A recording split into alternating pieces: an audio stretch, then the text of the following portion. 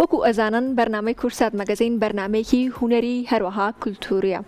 جا ئەم ئێوارەیە باسێک لە سیاسەتی کولتورەکەین، با بزانین پێناسەی سیاسەتی کولتور چییە، هەروەها کورد و هەروەها میدیاش بە هەمان شێوە چۆن ئەتوانن سوودمەند بن لە سیاسەتی کولتوری. بۆ ئەم مەبەستەش بۆی گفتوگوی زیاتر لەسەر سیاسەتی کولتوری بکەین. میوانداری زۆر بەڕێز کاکەمەران سوبحانمان کردووە کە بەڕێزیان نووسەر و ماسەریان لە سیاسەتی کولتوریدا هەیە. کاکەمەران بەخێرەوەی بۆ ستۆدیۆی کورسات مەگەزین، زۆر سوپاس بۆ ڕەخساندنی ئەم دەرفەتە. سوپاس بۆ ئێوە و سوپاس بۆ میوانداریتان و سوپاس بۆ کورسات مەگەزین. زۆر سوپاس بۆ تۆش. کاکەمەران ڕاستەوخۆ بۆ دەست بێکم کە سیاسەتی کولتوری چییە و چونکە بۆتە باسێکی گرنگ ئەم ماوەیەکو ئەیبینین، ئایا لە لای تۆش هەمان بۆ چوونە بۆتە باسێکی گرنگ لە نێو میدیاکانە؟ بە دڵنیایە خۆی سیاسەتی کولتوری بابەتێکی گرنگە و بابەتی استراتیژیە و بابەتێکە کە بایەخی زۆری هەیە. نازانم مەبەست زیاتر میدیای کوردی دنیاە خۆی لە دنیای پرسێکی زۆر گەرمە، چونکە بەشێکی پەیوەستە بە شکۆی دەوڵەتەوە بە شکۆی نەتەوەوە. بەداخەوە ئێمە وەکو کورد بۆ پێیکە خاوەن دەوڵەتی خۆمان نەبووین، ڕەنگە کەمتر ئەم شتە لای ئێمە هەبوو بێت و تەمەنی سیاسەتی کولتوری یعنی توان بڵێم لە هەرێمی کوردستانە چەند ساڵێکە. ڕاستە پێشتر هەوڵی بۆ دراوە، ئیشی هەمە جۆر لە مەلاولاوە کراوە، بەڵام تەمەنی کەمە. نازم پرسیارەکەەوە بوو کە چۆن پێناسی سیاسەتی کولتوریەوە بڵام غەریب و پرسیارەکەم لەبیر بچێ.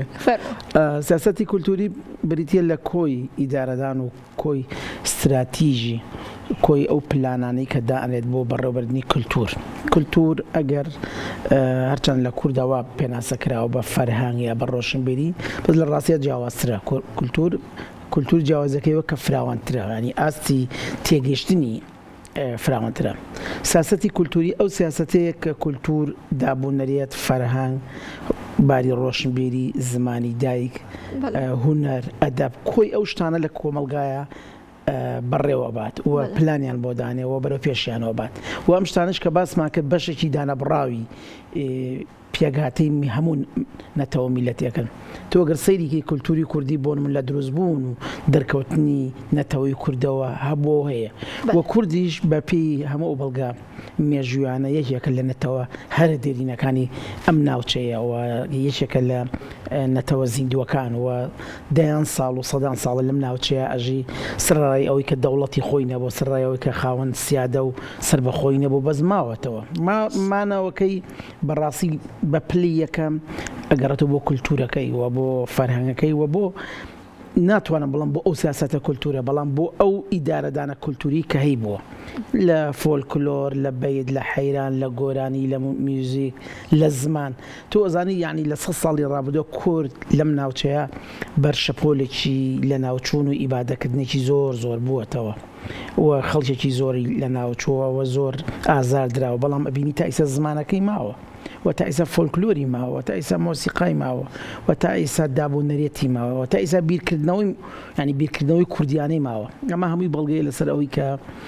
کورد و سیاسەتی کولتوری لای کوردبوونی هەیە و کولتور بەشێکی گرنگی کوردە. کەواتاکە کامەران ئێمەی کورد چۆن ئەتوانین سوودمەند بین لە سیاسەتی کولتوری؟ جوانە، زۆر جوانە. لە ڕاستیە من هەروکو ئاماژەم پێ، ینی یەکێک لەو شتانی کورد چووەتە ناو مێژووە پێوەی بەڕاستی کولتورە. ئەگەر 100 ساڵی ڕابردووی کورد تەنانەت ئەگەر بچووکیشی بکەینەوە لە هەرێمی کوردستانە، لەم بەشەی کوردستانە بۆی نەچینە بەشەکانی تر، لە 100 ساڵی ڕابردوودا ئەوەنەی ئێمە بۆی کولتورەکەمان ناسراوین، بەوەی هیچ شتێکی ترەوە نەناسراوین. من نمونەیەکی ڕوونە بێنمەوە. مەسەلەن بۆ نمونە ئەگەر شعری 100 ساڵی ڕابردووی کورد وەرگری، ئەگەر لە قوتابخانەی کلاسیکی کوردیەوە بەتایبەتی شاعیرانی ئەم ناوچە نالی، سالم، کوردی تا ئەگاتە پەنجاکانی سەدەی ڕابردوو، تا ئەگاتە چلەکانی سەدەی ڕابردوو کە بە شێخ نووری شێخ ساڵح دەست پێکا و بە پیرەمێرد و حەمدی ساحێب قڕان، ئەوەی ئەمانە لە ناو کولتوری ئێمە زینون، هیچ شتێکی ترەوە زینون نیە، نە سیاسەتمان، نە بەڕێوەبردنی ئیدارەمان، هیچ لایەنێکی ترمان. هەموو ئەو شتانی کە کراوە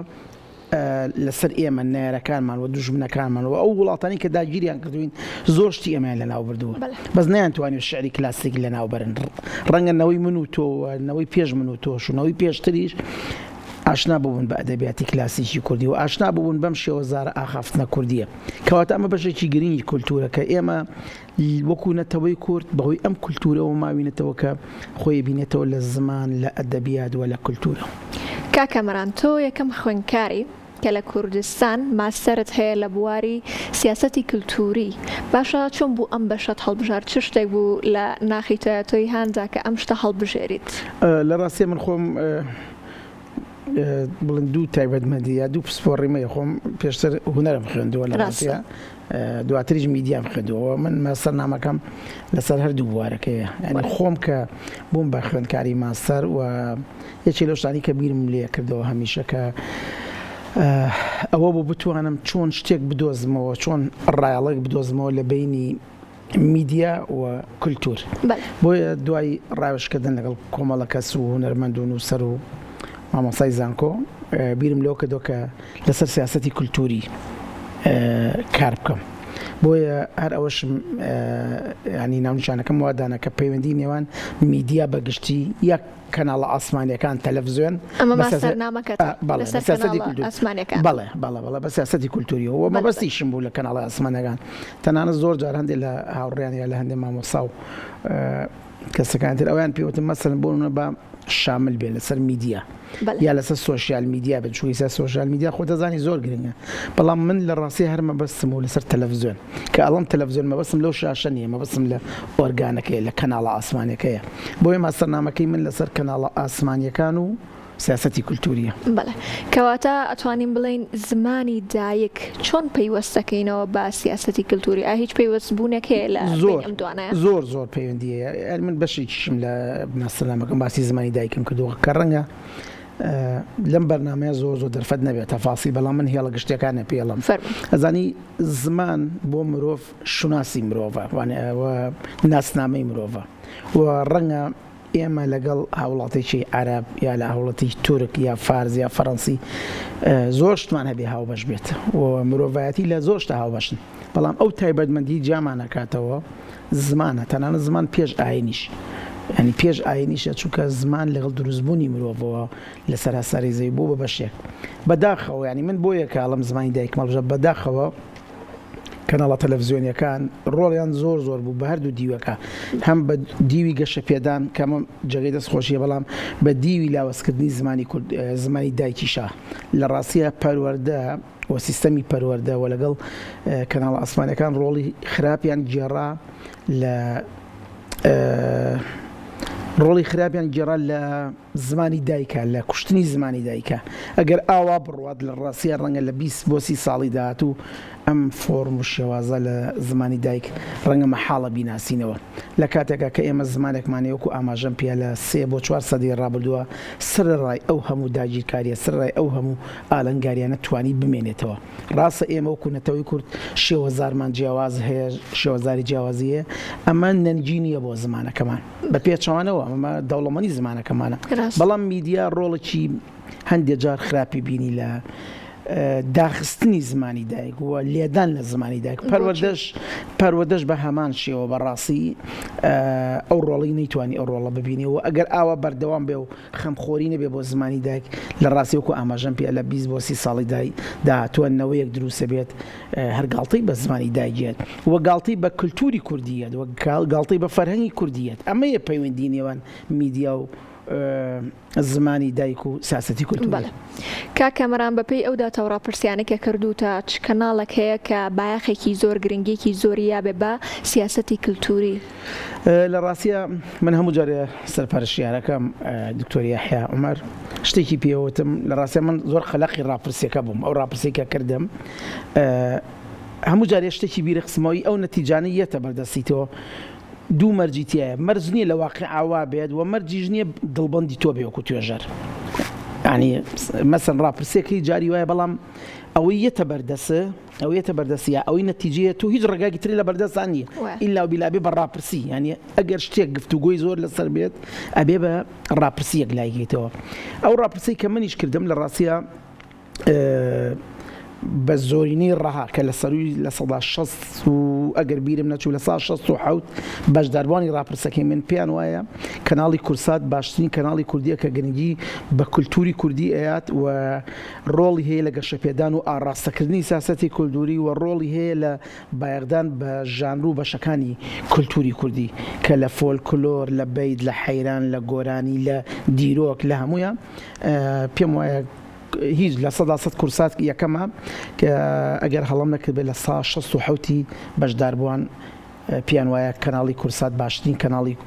کوردی هەرێمی کوردستانە کە گرنگی بە سیاسەتی کولتوری بە بێگومانەمە جێگەی شانازیە زۆر سوپاس بۆ و کەسانی کە بە متمانەوە دەنگیان بۆ کورسات داوە کاکەمەران پرسیارێکی دیکەم بۆ تۆ ئەوەیە کە ئایا بەڕای تۆ لە هەموو ژانراکانی میدیا هەروەها سۆشال میدیایە کامیان زیاترە توانن گرنگیکی زیاتر بە سیاسەتی کولتوری بن ئەوش پرسیارێکی زۆر جوانە و دەست خۆش بۆ ئەو پرسیارە لە ڕاستیە من بەشێکی ئیشکردنەکەم لەسەر ئەمە بوو ئەگەر ئێستا زۆر جار یعنی من هەموو جارێک ئەو قسەی لەگەڵ هاوڕەکانمان ئەەکەمەوە زۆر جای ڕەنگی جۆمان لێ بوو بێ باسی ئەوە کرێ من باسی هەرێمی کوردستانە کە ماڵەن تەلەڤیزیۆن ڕۆڵی نەماوە تەلەڤیزیۆن هیچ کاریگەریی نەماوە من کۆی ماستەرنامەکەم و کۆی نووسینەکەم لەسەر ئەو تێزە کارم کرد کە بەرگری لەم ڕێیە بکەم کە ئەم ڕێیە پێچوانەکەی ڕاستە بە بەڵگەی چی دوو بەڵگەیەنەوە یەکەم من ڕاپرسیەکەم کرد باسی ڕاپرسەکەی خۆمەکەم لە توێژینەوەکە ئەو ڕاپرسی کە کردم بەشێک لەوانە بەشداربووان لەسەر تاسەری هەرێمی کوردستان باسی هەرێمی کوردستانەکەم لە چیلی نوخبە ڕۆشنبیران هونەرمەندان نووسەران کارمەندانی دەستگا ئۆرگانە میدیایەکان هەمویان بەشدار بووتە پیان وایە چی ژانرێک کاریگەری زۆرتری هەیە لە سەر کولتور لە هەرێمی کوردستان بە زۆرینە پیان وایە تەلەڤیزیۆن دووەم پیان وایە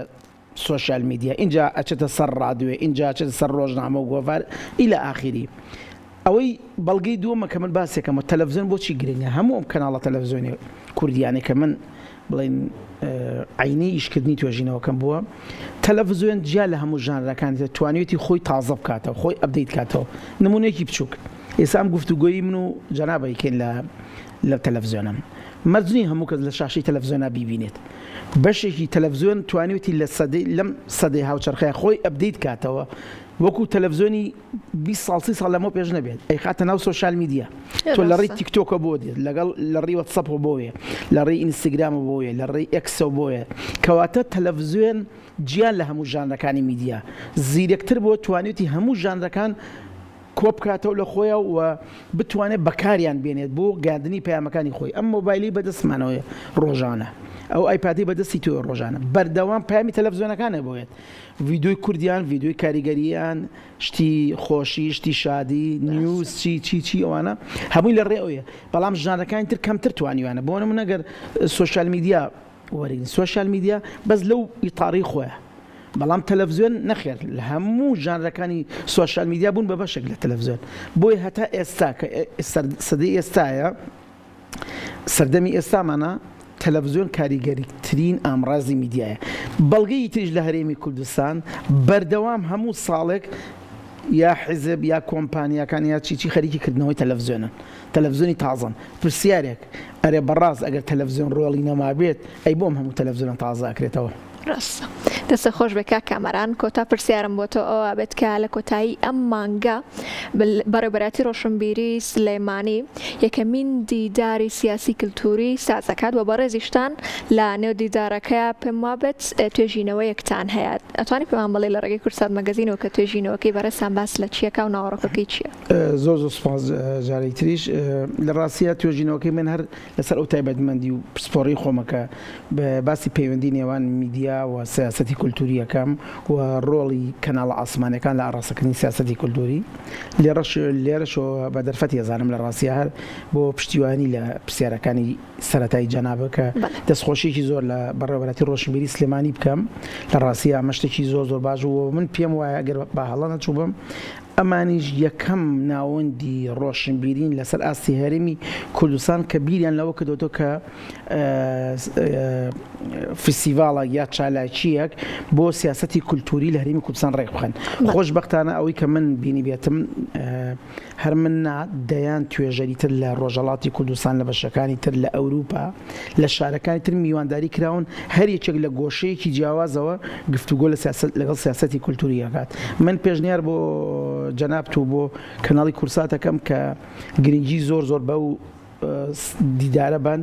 و هەوڵ بن ستۆدیۆیەکی تایبەتیتان هەبێ ڕۆژانە مقابلات بکەن و چالاکی و ڕووماڵێکی وردی بکەن بۆ ئەوەی خەڵک بزانێت سیاسەتی کولتوری چییە، بۆ ئەوەی دەسەڵاتداران و فەرمانڕەوایانی هەرێمی کوردستان بزانن سیاسەتی کولتوری چییە، بۆی گرنگی پێبن، بۆ ئەوی بتوانین لە داهاتووە شان بەشانی حکومداری و ئیدارەدانی وڵات بیر لەو کولتورە فەرامۆشکراوەش بکەینەوە کە لە ڕاستیە 200-300 ساڵە لەژێر چەپۆکی نێرەکانمانە بۆی بەم چەکە ئێمە بتوانین بەرامبەر جیهان و بەرامبەر دەرەوەی خۆمان بڵێن ئێمەش هەین و ئێمەش نەتەوەیەکین خاوەن شوناس و تایبەتمەندێتی خۆمانی. بێگومان پێشنیارەکەی بەڕێستان لەسەر سەرمان و ئینشەڵڵا لە ڕۆژانی دیدارەکە ئێمە و کورسات مەگەزین لەوێ ئامادەیمانە بێت. دووبارە زۆر سپاس بۆ بەڕێستان کام ئێوارە لە کورسات مەگەزینەوە لەگەڵمان بوویت. ئێمە هیچ شتێکمان نەماوە گەر بەڕێزی شتێکە ماوەتوانی ئاماژی. وەڵام من هیچم نەماوە جگە لە سوپاس و پێزانی بۆ ئێوە بۆ ئەو بینەرانەشی کە بەدیار بەرنامەکەمانەوە هیوادارم گفتوگوەکەمان شایانی ئەو بوو بێ کە بینەردانیشەوە دیاریەوە بێزار نەبوو بێت. بێگومانی لەوەی کە شایانی بووە. زۆر سپاس. زۆر سپاس.